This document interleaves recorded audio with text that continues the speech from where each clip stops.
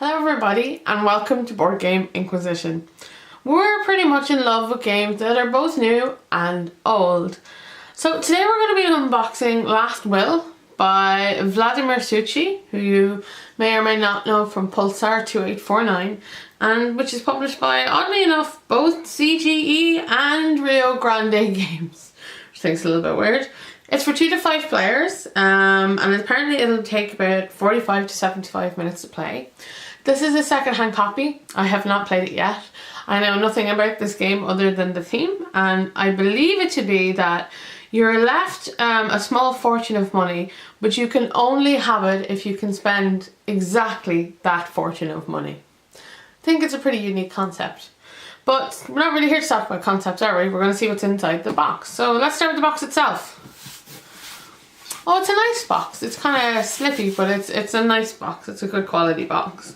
And of course this is a second-hand copy, so if you do buy it, it probably won't look like this inside. So what do we get? Okay, so the first thing you usually see inside your box is a rule book. This is a well-used rule book. I like to see that. Yeah, I was right, your uncle has died, here's your chance to become rich. So I like that the opening page, just a little bit on the front, tells you exactly what the game's about. I think a lot of games forget to tell you, why it is you're doing the things, instead of, how you do the things. The artwork's quite nice, isn't it? I didn't even talk about the box. It's quite kind of cartoony, but very kind of, I don't know, it's quite serious. I do like it. Okay, so we get a list of components with lots of pictures. It's always good setting up the game. Yup, all nicely laid out, nice and neat. Interesting colour choices here where the border is darker than the inside, so this looks like antiquated paper. I guess it's supposed to maybe look like a will. That's kind of cool. Oh, I love that. Goal. This is your goal. Your goal is to spend all your money as fast as you can in accordance with your uncle's last will. So I did indeed know what this game was about. I love that the rulebook took the time to say that. And then it goes through exactly the steps of the round, and then through each steps of each portion of the round. Like that very much. It's a very nicely laid out rulebook. There's never too much text without some sort of illustration. Very, very good. Yeah, still going through all the different things you can do. I like this a lot. Do they have examples? Yeah, it has examples. Some people like examples. I'm not a huge fan of examples. Using cards, okay, explains what all the different card types do, how they work. Very good. Still more pictures, and now we have these nice little illustrations to kind of pad it out a bit. It's quite a big rulebook. I'm still going, although we're nearly there. Okay, so this one has the most kind of text, which is fine, and then ending the game. I always wonder why they don't say this earlier, but yeah, when you become bankrupt, that's the end of the game. Surely you could have told somebody that at the start of the game. Like, so that you could think about that game in terms of all of these rules, but for some reason people love to leave ending the game to the end. Now my big question always is, have they put something on the back of the rule book and made use of that valuable space? Aha, they have! Good job! And this one is like a little reminder. What type of reminder it is, I'm not sure. It looks like for expenses, events and helpers. So obviously they're just little reminders of those things. But I do love when they use the space on the back of the rule book. Good job. Okay, what's next? We got a board. Well, oh, it is literally a board. Oh, there's two. Okay, so let's have a look at, we'll do the top one first. Okay, so this obviously looks like a place where a bunch of cards sit. Maybe you bid on them or buy them. All these nice markers. We've got different numbers. I wonder if that's to do with the number of players perhaps as well. 1 to 2, 1 to 3, 1 to 4. No, maybe not. That would make no sense. It's really nice quality cardboard. I love the artwork. It's this kind of sepia toned old street. It's really, really cool. Oh look, it says 45 players on it. So this is obviously the 45 player version. What's on the back? Should I say, yeah, it says 2 to 3. That's good. I like that there's the specific differences, because so many games get lost if you just play them with 2 players. When they should be played at 5. Same kind of sepia thing. It's yeah, the cardboard is lovely. It's a really nice quality. Okay, next board. This has a 4 and a 5 and a 2 and a 3 as well. Okay, so that's good. What's this one got? Okay, got things up the side you can go up. Obviously it's something to do with you trading cards. This man, look at a little happy face to get some monies. It's got ticks and top hats and sand timers. I have no idea what this really has to do with the game. 1A, 2A, 3A. This really could mean anything right now.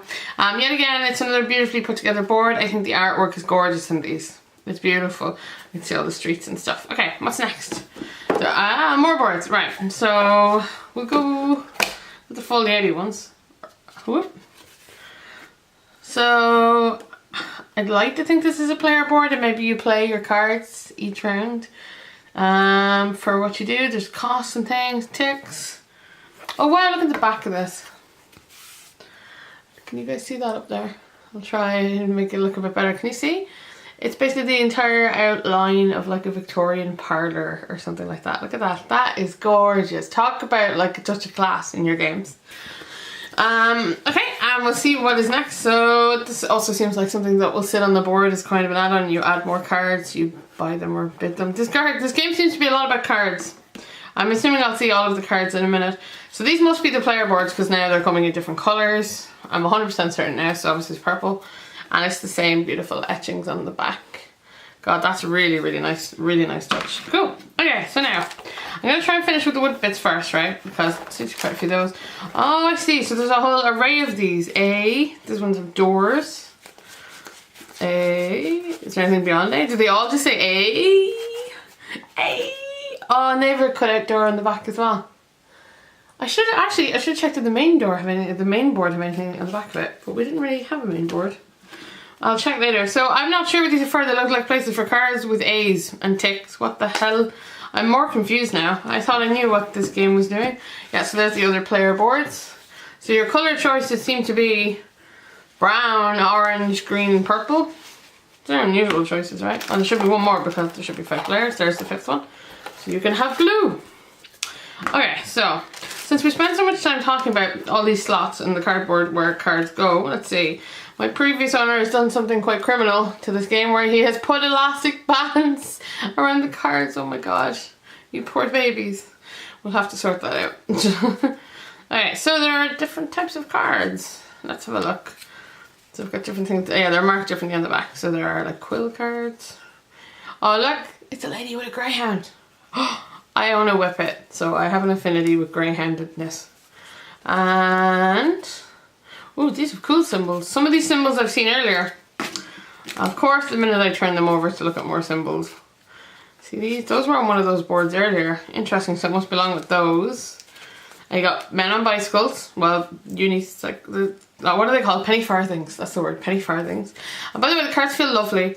They're not linen finish or anything like that. They're the quite, like the kind of ones that you could wipe clean with like a damp cloth and they would be fine. There's also seems to be like horses or people to come help you, wild cards.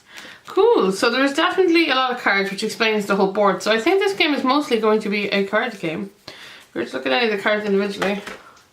A ball, boat trip. The artwork is gorgeous actually. Dinner.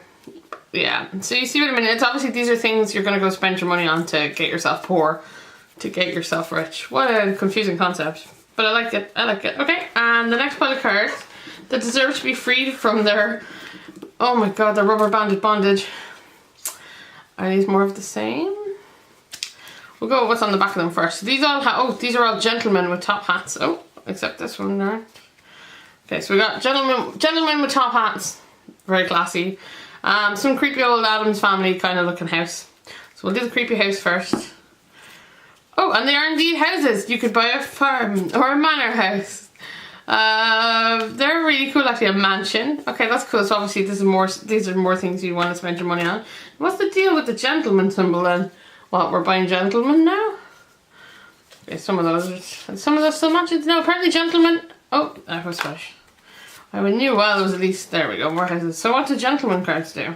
Okay, you can have a carriage as a gentleman, that makes sense. An estate agent. Training ground. Sorry, saw another greyhound. A school chum. A gardener. Okay, that's kind of fun actually. I kind of like this theme, I have to say. A waiter. So here's all the stuff, you know, all your friends or whatever you might give money to. That sounds really funny actually. Okay, so what else are we left with? We got some monies, which is in like tiny English old style notes. God, this reminds me of like the old Irish money. I say this now. Before there was the euro, back in the days of the Irish punt, your $5 notes or your £1 notes would look like this one because it was green with like a lady on it. So you can see there all the monies on like big notes, old style notes, which are very, very cool. They're very Englishy. They're lovely cardboard as well. That's really tough stuff. That's a kind of an enduring cardboard, as I would call it. So yeah, so that's some money. So obviously we need money because, you know, we're gonna spend it. I'm actually really excited about this game the more I look at it. Because I was wondering, you know, how would you spend your money, or what would you be doing it on? Would it be an incredibly economic adventure? But this looks like fun. I'm quite happy to blow my money on ponies and carriages and mansions. That sounds pretty good. Okay, so now we're into some wooden pieces. I won't pull them all out. I will, however, pull out this very sexy looking top hat. You